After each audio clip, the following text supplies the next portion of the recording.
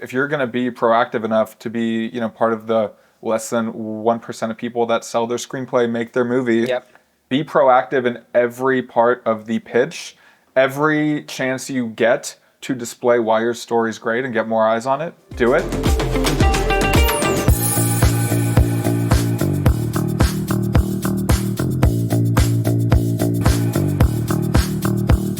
Hey, how are you? Welcome to the Kinolime Podcast. I'm John Schramm. I'm Danny Murray. I know by now, we just, throw it up, Ron, the names, the titles, whatever. Yeah, throw it up on this fake background. We have an identical background, and it's actually not this one. Ron, if you could put the real background in for no, he can't? No, we don't want to show it. Okay, it's the exact same one, but it's just not the actual background. It's incredible. Danny's giving away our secrets here at Kinolime. Yeah. Welcome. We have a very exciting and also informative podcast to talk about today, because this is all about the stuff that I hate to do, but it's an unfortunate part of the business, is your submission packages for competitions, producers, directors, whoever. Look, I'm going to preface this by saying I'm all about the screenplay. Do you need a one-pager? Do you need a really amazing Bible? Probably, but shouldn't it be about the page and the words? But we live in a different era, Danny. You need the gloss. You need the sizzle with the steak. But we're going to go through a few things regarding this. And look, we seen in our competition the treatments that are super well written compared to those that are not. It does grab your attention. And these are effective ways. I find that the best way is to harness your story through this process. It really does help for me when I'm trying to figure out a one-pager. I'm like, how the hell am I going to get my story into it? But it does get you to think about antagonists, protagonists, turns, twists, whatever. 100%. What I find a lot is, you'll see great screenplays a lot that maybe do not have great treatments, great decks attached to them. I think, if you have the capability to write a really strong screenplay, you have the same capability to make a great deck, to make a great one-pager, to write a great treatment. And again, if you're going to be proactive enough to be, part of the less than 1% of people that sell their screenplay, make their movie, be proactive in every part of the pitch, every chance you get to display why your story's great and get more eyes on it, do it. And this is a really important part of that. I'm going to disagree on one thing he said. I don't think, personally, that everyone, if you can write a great screenplay, I don't think everyone can write a great treatment, honestly, because it's really hard. It's like a advertising copywriter versus a screenwriter. They're just different headspaces.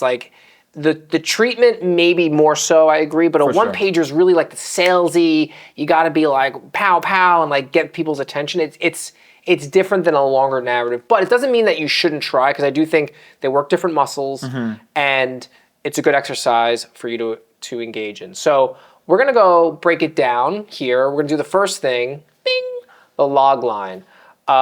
It's essentially a 1-2 sentence condensed version of your story, right? It does grip us when we get our 1,000 submissions in our competitions. We always talk about Mir especially. Mir's like a shark with the log lines. He's like, I got this log line, I got this log. He's so excited to read, and he'll get all the great log line screenplays for himself. So when you have a log line, there are elements to it. It's kind of like an equation. A plus B equals C. D, why don't you tell us what the magical equation is? Yeah. And again, this varies for different. This is just a more streamlined basic that we've seen. Yeah, so essentially in 2 sentences, what you're trying to do is you're trying to articulate as succinctly as you can, where you're kind of meeting your story, who your main character is, who your antagonist is, and what the stakes or conflict of the story are. But it's essentially your protagonist, your hero, goal, and conflict. Those are the 3 elements to it. Make sure you mention your protagonist, make sure you mention the goal, make sure you mention the antagonism. It's all fairly trivial, but again, when it seems that most of the really great ones do kind of follow that formula. In some way. And we have 2 great ones today. We have Kill Bill and E.T. D, why don't you read us Kill Bill? Yep, Kill Bill's is after awakening from a 4-year coma, a former assassin wreaks vengeance on the team of assassins who betrayed her. And now think about it. After awakening from a 4-year coma, a former assassin. There's your antagonist with a little bit of conflict in there, right? coma, assassin, then wreaks vengeance on the team of assassins who betrayed her. That gives us the goal, the conflict, more going forward. Like really wraps everything up in literally a sentence. Yep. So it's like, the first few words there, like the first comma is your setup. You go straight in to your main character who's going to, as your conflict, wreak vengeance on your antagonist, the team of assassins who betrayed her. So there's not one word you could pretty much take out there. Hits all the boxes. 0 words. All right, we have E.T. Next, a troubled child summons the courage to help a friendly alien escape from Earth and return to his home planet. So again, you have a troubled child. There's your protagonist. Summons the courage to help a friendly alien escape. There's your goal from Earth and return home to his planet. So in there's also the conflict about escape as well. We don't know who is the antagonist, which is also in that film a bit more nebulous, right? We know they are, but they're not like the big baddies we see in films. But again, in literally a sentence, gives you everything you need to know.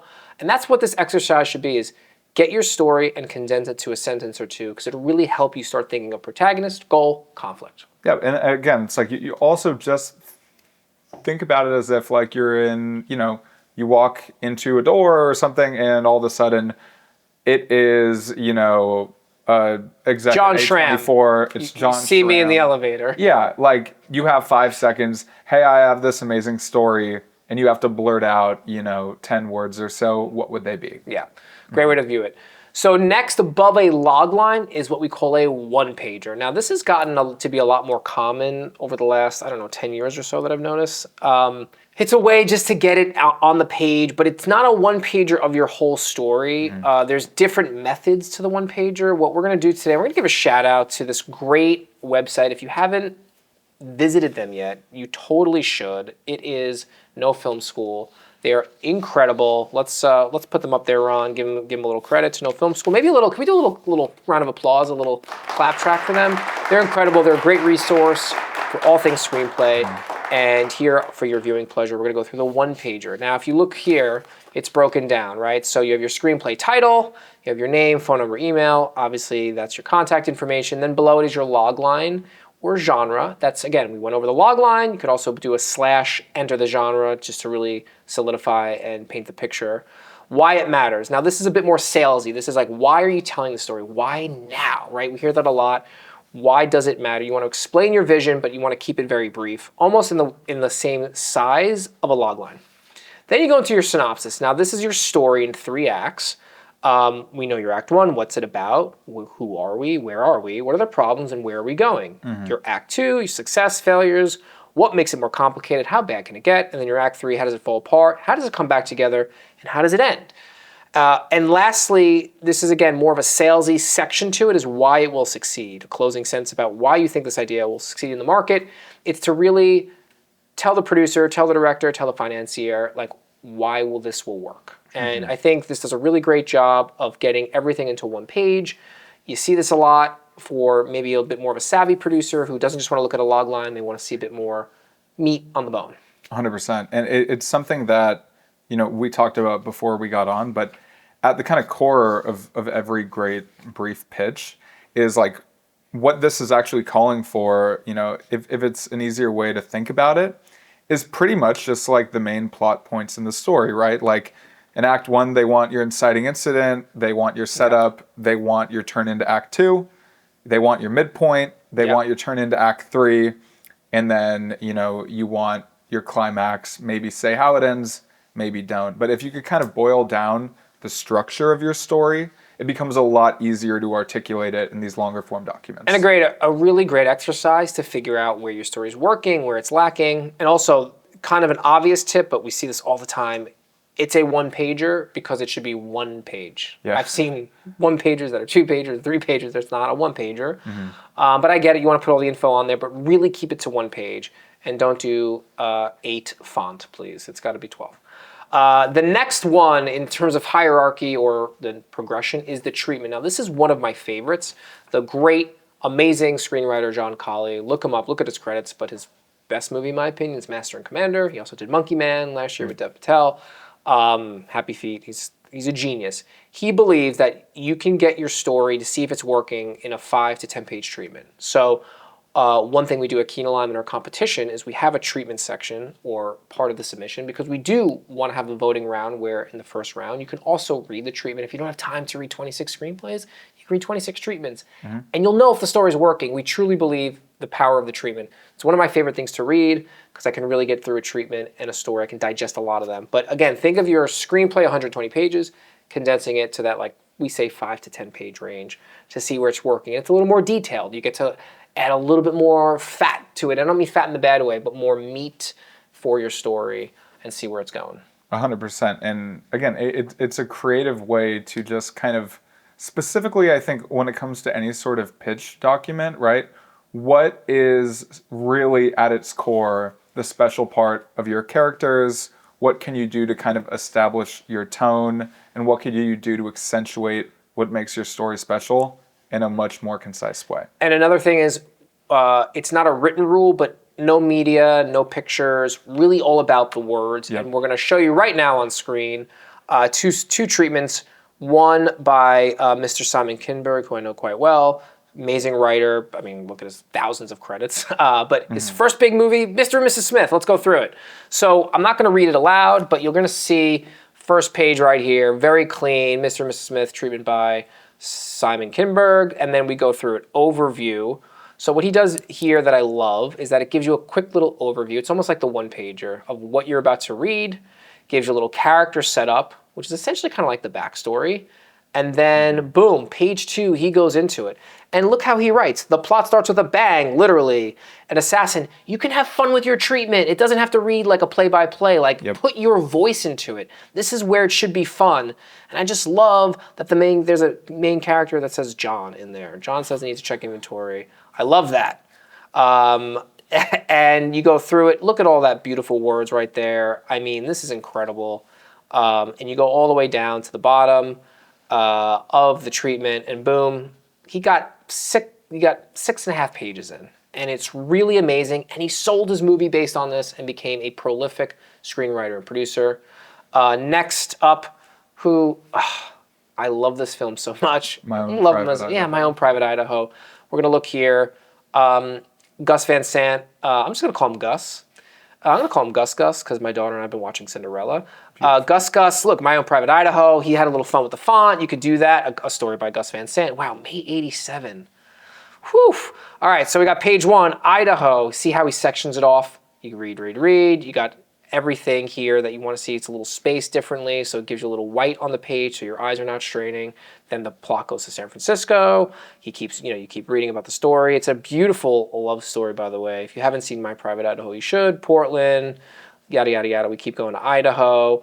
And then we're 20 pages in where he finishes his screenplay. It ends with Phoenix. And it's a beautiful story. But again, 20 pages. It's a little bit longer than the 10 pages we like. But you know what? You're Gus Van Sant. You're trying to make your movie. I don't mind it. 100%. And like, I think specifically on the first treatment we just looked at, what it does a really great job of is, like, again, it establishes the premise. It establishes who these characters are, what they're trying to accomplish. Yep. And then, like, again, it's a couple pages, but we're pretty much just leaning into, like, inciting incident, call to action, the big kind of set pieces that make it fun, and the kind of genres we're playing it. Yeah. And it's the whole thing. It's fun. You see the movie. If you haven't seen it, you read the treatment, you watch the movie, it'll feel pretty much the exact same. Yeah. That's how you know it's a really good treatment. And, My Own Private Idaho is a bit more of a drama, so it's going to be less intensive on the set pieces, right, action-y, and more about the characters in the story. You see here, if you look at page 19, a lot of dialogue, right, which is okay to do. You don't have to just have plot-driven action prose. It can be about dialogue. You get a sense of what you're writing. When I read a treatment, I don't want to just be blown away by the story. I want to hear your voice. I want to read your voice. I want to even get some dialogue examples. I want to see what you're going to do. And I think that's why I love treatments so much. Love them, love them, love them, love them. Can't say enough about treatments. D, any last words on treatments? Yeah, I mean, I think I just want to double down on what you said, which is that the biggest thing you're looking for in any sort of short page pitch doc is, like, you are looking for a voice. Something that I see a lot in treatments is, like, you could tell people are either phoning it in or just trying to, like, put down on the page what they feel like they have to. lean into it, make it unique, make it feel like your story.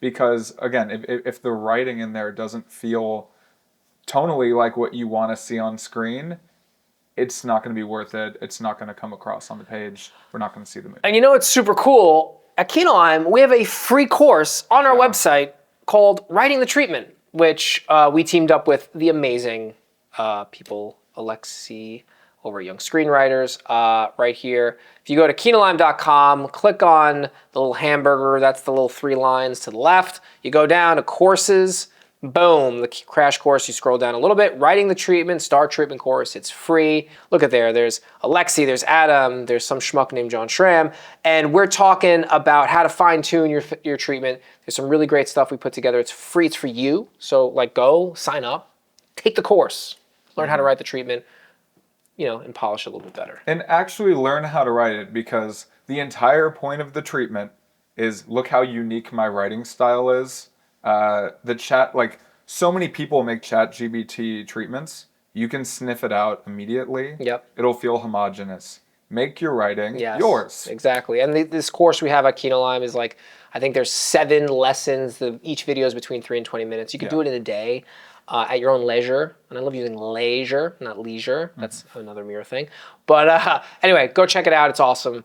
And we made it for you, so please use it. The next one, and this is really, I suffer at this. I don't got the muscle. I ain't got the talent to do this.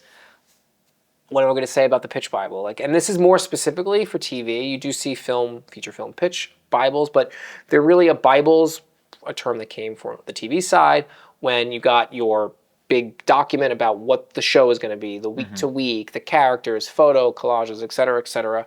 But it's helpful if you're going to write TV, and also could be helpful, and we do see it a lot now in the feature film world, the vision of your story, right? It's not just about the words on the page, even though it should be, it's also about the aesthetic, the feel, the vibe, all the time, vibe. So one in particular that we both said at the same time, it was weird, it was a jinx. Yep. We said the Montauk Project, which AKA became Stranger Things. Actually, I think it was just called Montauk, but I think I read Montauk Project. Anyway, Ron, we're going to throw it up here for everybody. We're going to check out Montauk by the Duffer Brothers. So, I mean, man, look at this beautiful, aesthetic here. It's like a lived-in binder book, and you got the bicycle with the radio tower, the introduction, very clean and short and sweet. Yep. Love the color. Name dropping Steven Spielberg and Stephen King about the 80s.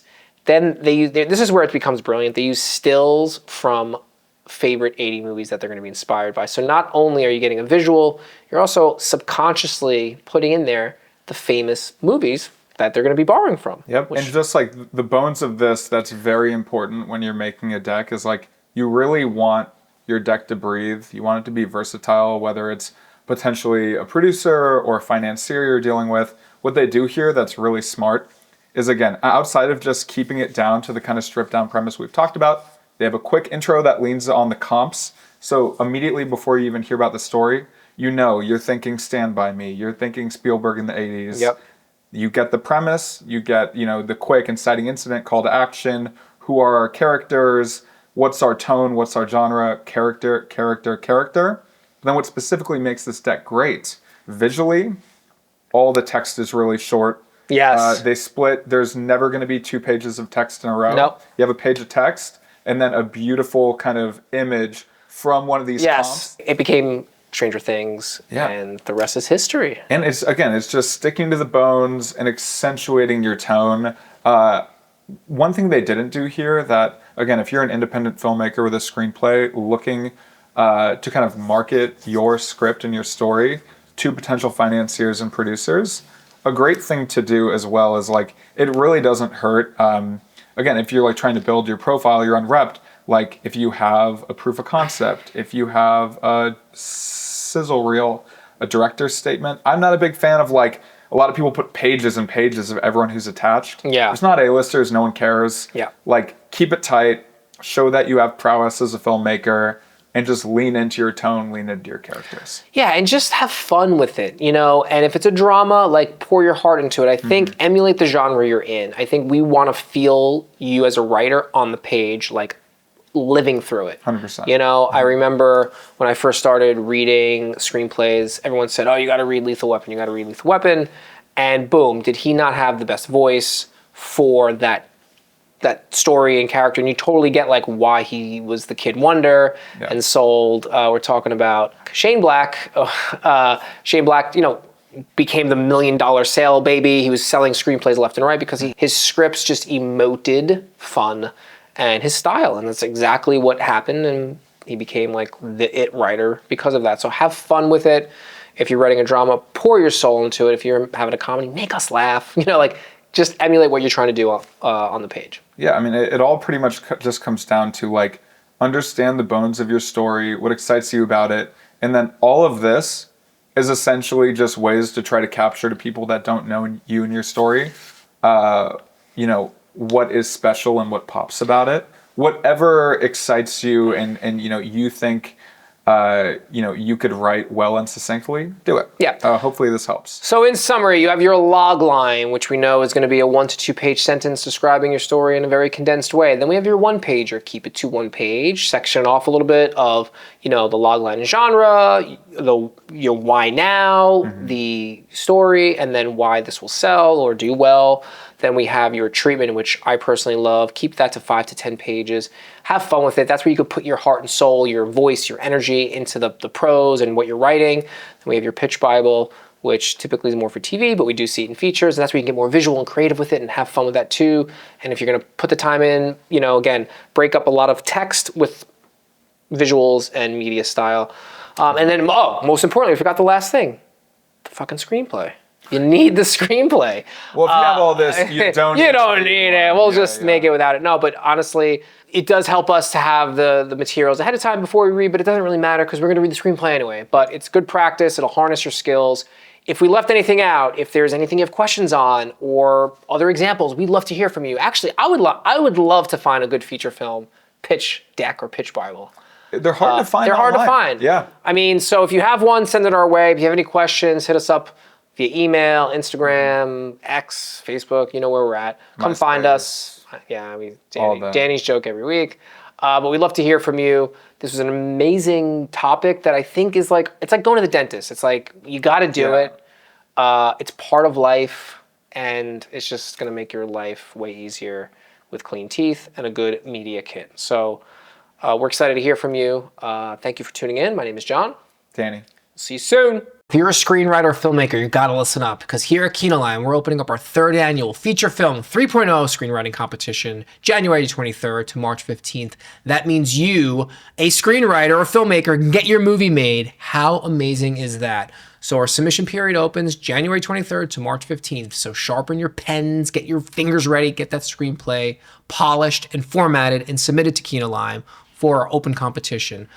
If you don't know about us, Kinolime, this is what we do here. We open a screenwriting competition yearly where anyone from around the world, as long as it's in English and formatted correctly, can submit their screenplay into our competition. Readers, film lovers from all around the world read your work and vote on it. And if you get the most votes at the end, your screenplay will get made into a movie here at Kinolime. Just to give you some updates, our first competition winner, The Wave, and last year's competition winner, Mob Mentality, are going into production in 2026. Yes, you heard that right. We're making 2 movies from the past 2 winners this year. That means you could, if you win this year, we're going to make your movie next year, or maybe the year after, depending on how production goes. But at the end of the day, if you want your dreams to come true, if you want your screenplay to be turned into a film, go to kinolime.com right now, set up an account, find out all the information, ask questions. We're here for you. Get your submission ready between January 23rd and March 15th, and we cannot wait. I cannot wait to read your work.